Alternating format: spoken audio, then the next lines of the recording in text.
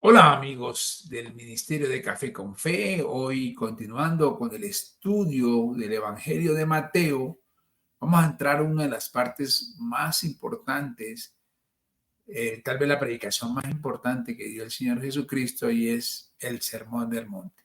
Y nos vamos a dedicar un tiempito porque este es un sermón que fue vital en la enseñanza que Jesucristo nos dio a nosotros. Entonces, lo primero que tenemos que mirar es que en qué consistía, ¿verdad? El Sermón del Monte. Como hemos visto, Mateo tiene un esquema cuidadosamente preparado en su Evangelio. En su relato del bautismo de Jesús nos muestra dándose cuenta de que ha sonado su hora, de que le ha llegado la llamada a la acción y que tiene que iniciar una cruzada. En su relato de las tentaciones de Jesús, nos la presenta eligiendo deliberadamente el método que va a usar para llevar a cabo su labor y rechazando deliberadamente otros métodos que él sabía que eran contrarios a la voluntad de Dios. Si uno asume una gran tarea, necesita ayudantes, asistentes y personal. Así es que Mateo pasa a mostrarnos a Jesús seleccionando los hombres que serán sus colaboradores. Pero los ayudantes y asistentes han de hacer su trabajo inteligente y eficazmente. Habrá que empezar por instruirlos. Y aquí en el Sermón del Monte, Mateo nos muestra a Jesús instruyendo a sus discípulos en el mensaje que era suyo, que ellos habían de transmitir a la humanidad. En el relato de Lucas del Sermón del Monte, esto aparece aún más claro. Sigue inmediatamente a lo que podríamos llamar la elección oficial de los 12. Lo podemos ver en Lucas 6:13 y siguientes. Por esta razón, un gran investigador llamó al Sermón del Monte el sermón de ordenación de los 12. De la misma manera que hay que presentar su tarea a un joven pastor que está a punto de encargarse de su primer trabajo, así Jesús le dirigió a los 12 este sermón de ordenación antes de que salieran a realizar su labor. Por esa razón, los investigadores le han dado al Sermón del Monte otros títulos. También se le llama el compendio de la doctrina de Cristo, la carta magna del reino, el manifiesto del rey. Todos están de acuerdo en que el Sermón del Monte tenemos la esencia de la enseñanza de Jesús al círculo más íntimo de sus seguidores. Es un hecho que esto es aún más verdad de lo que parece a primera vista. Hablamos del Sermón del Monte como si fuera un sermón determinado, predicado en una sola ocasión. Pero hay mucho más que eso. Hay buenas e indiscutibles razones para creer que el Sermón del Monte es mucho más que un sermón, que es de hecho una especie de, como un resumen de todos los sermones que predicó Jesús. Cualquiera que lo oyera por primera vez en su forma actual estaría agotado mucho antes del final. Hay demasiado material en él para una sola audición. Una cosa es sentarse y leerlo haciendo pausas o deteniéndose a pensar cuando se quiere, y otra escucharlo seguido por primera vez. Podemos leerlo a nuestro paso, reconociendo y saboreando cada palabra, pero oírlo por primera vez en su forma presente sería deslumbrarnos del exceso de luz mucho antes de que se terminara. Hay algunas secciones del Sermón del Monte que surgen, por así decirlo, sin previo aviso. No tiene conexión con lo precedente, ni con lo consiguiente. Por ejemplo, Mateo 5:31 y Mateo 7, del 7 al 11, están desconectadas de su contexto. hay una cierta dislocación en el Sermón del Monte. Pero lo más importante es que tanto Mateo como Lucas nos dan una versión del Sermón del Monte. En la versión de Mateo hay 107 versículos. De estos 107, 29 se encuentran juntos en Lucas, en el capítulo Lucas 6, 20 al 49. En el versículo 47 no tienen paralelo en la versión de Lucas, y el 34 se encuentran desperdigados por todo el Evangelio de Lucas en diferentes contextos. Por ejemplo, el símil de la sal está en Mateo 5:13 y en Lucas 14:34. El símil de la lámpara está en Mateo 5:15 y en Lucas 8:16. El dicho de que no se omitirá ni un punto ni una tilde de la ley está en Mateo 5:18 y en Lucas 6:17. Es decir, que pasajes que son consecutivos en el Evangelio de Mateo aparecen en capítulos ampliamente separados del Evangelio de Lucas. Para tomar un ejemplo, el dicho acerca de la mota en el ojo de nuestro hermano y la viga en el nuestro está en Mateo 7:1 y siguientes, y en Lucas 6:37 al 42.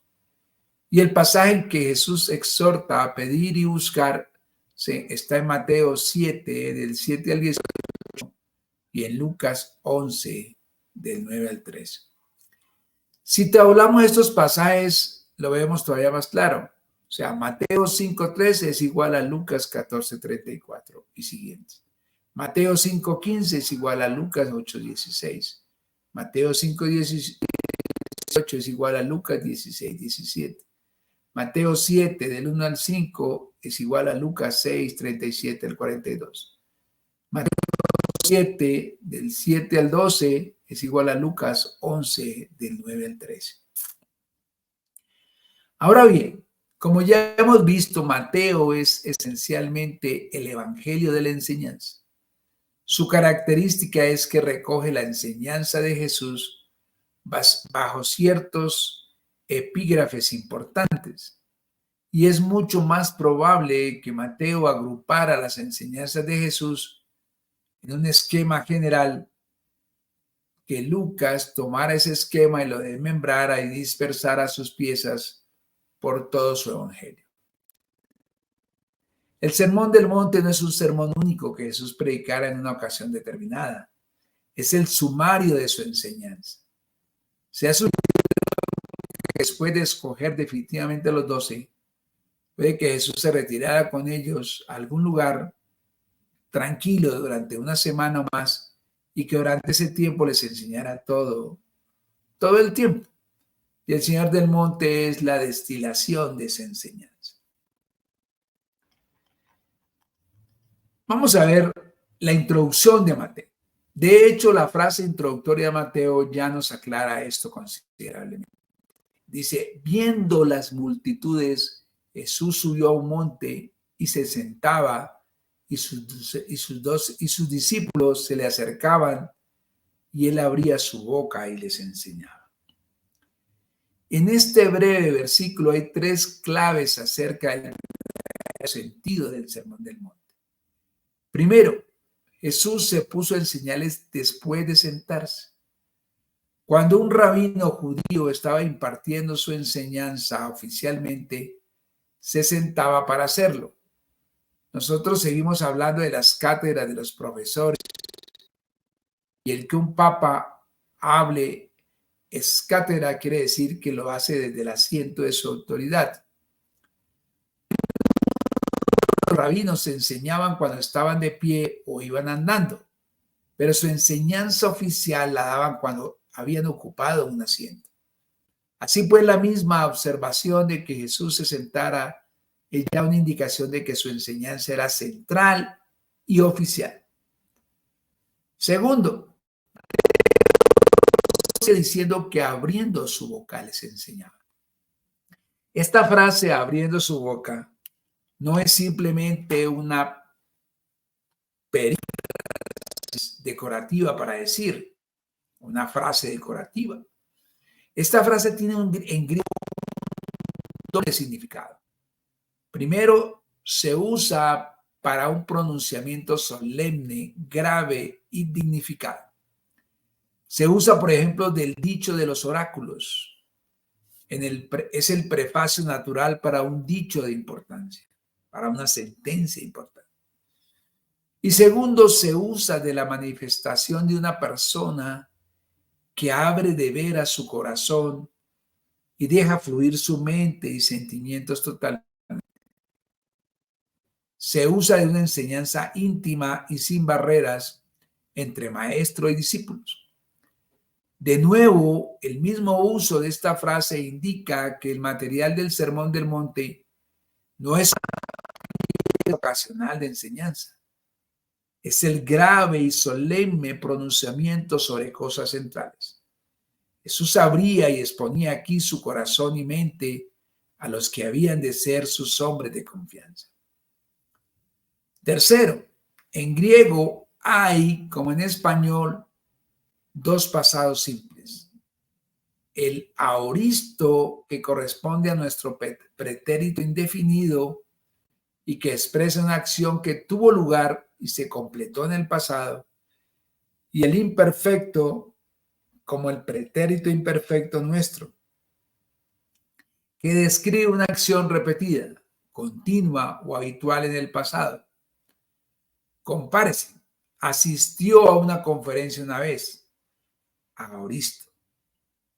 O asistía a una clase regularmente, imperfecto. Ahora bien, la cosa es que en el griego, en esta oración que estamos estudiando, no está en aoristo, sino en imperfecto. Y por tanto describe una acción repetida o habitual y podríamos traducirla: esto es lo que solía enseñarles. Mateo nos ha dicho en griego para mayor claridad que el Sermón del Monte no es un sermón de Jesús, entre otros, sino la esencia de todo lo que Jesús enseñaba constantemente y habitualmente a sus discípulos. El Sermón del Monte, hermanos, es aún más importante de lo que pensamos.